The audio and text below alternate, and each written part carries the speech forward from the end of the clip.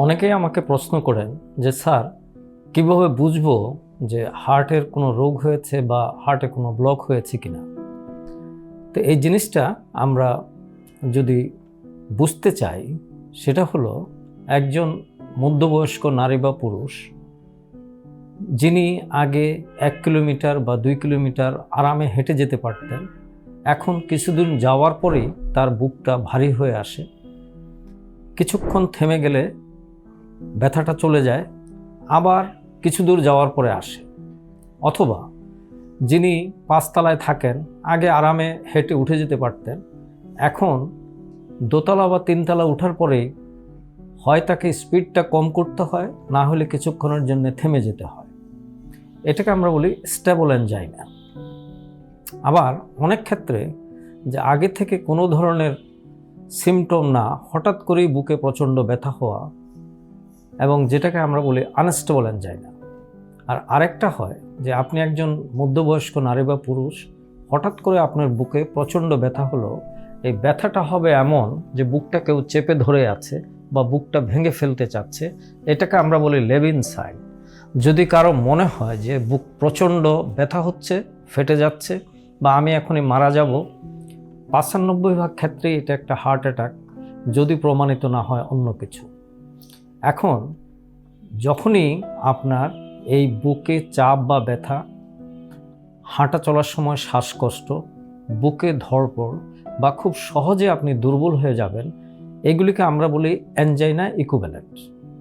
আবার এর মধ্যে কিছু ফ্যালাসি আছে, যেমন ডায়াবেটিক রোগীদের ক্ষেত্রে অনেক সময় তারা বুকে কোনো ব্যথা অনুভব করে না, পেটের উপরিভাগে গ্যাস জমা হয় বা মনে হয় যেন খাওয়া হজম হচ্ছে না।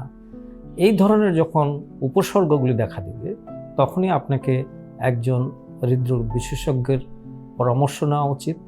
উনি আপনার হিস্ট্রিটাকে অ্যানালাইসিস করবেন, আপনাকে পরীক্ষা করবেন, এবং প্রয়োজনে সামান্য কিছু পরীক্ষা নিরীক্ষার মাধ্যমে আমরা নির্ণয় করে ফেলতে পারবো যে আপনার হার্টের নালীতে কোনো ব্লক আছে কিনা। এখন কথা হলো যে আমরা একজন হৃদরোগ বিশেষজ্ঞ হিসাবে আপনাকে কিভাবে ইভ্যালুয়েট করব। আমরা যেটা করি, প্রথমে হলো যে এই ব্যথাটার ধরন কি, কতক্ষণ পরিশ্রম করার পরে আপনার এই ব্যথাটা আসে, এই ব্যথাটা আদৌ পরিশ্রমের সঙ্গে সম্পৃক্ত কিনা, বা আপনার যে শ্বাসকষ্টটা আছে এটা কতদূর পরিশ্রমের পরে আসে। এবং আমাদের এই অ্যাঞ্জাইনা স্কোরিংটাকে আমরা বলি Canadian cardiovascular society class 1 to 4। আর যে শ্বাসকষ্টটা হয় এটাকে আমরা new York heart association 1 to 4 classify করি।